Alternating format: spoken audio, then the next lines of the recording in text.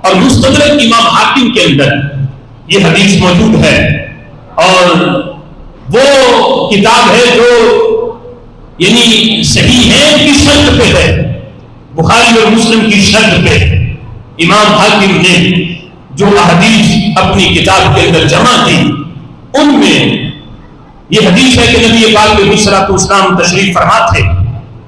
حضرت صدیق اکبر رضی اللہ تعالیٰ عنہ اور حضرت عمر رضی اللہ تعالیٰ عنہ دونوں حضرات حضور کی بارگاہ میں آئے تو میرے محبوب نے فرمایا الحمدللہ الذی ایدنی بکما، ساری تعریفیں اس رب کی ہیں جس نے تم دونوں کے ذریعے میری مدد کی۔ ایدنی فرمایا جس نے دونوں کے ذریعے، دونوں کو میرا معید بنایا، دونوں کے ذریعے میری تعریف کی،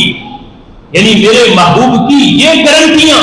حضرت صدیق اکبر کے بارے میں اور حضرت عمر کے بارے میں آج ساری ایرانی قوتیں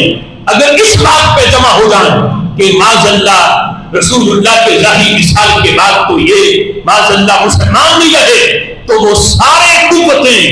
ان کی کوئی حیثیت نہیں جن کے بارے میں میرے نبی نے یہ گارنٹی دے دی ہے۔ اللہ نے صدیق کو بھی میرا معید بنایا ہے، عمر کو بھی اللہ نے میرا معید بنایا ہے،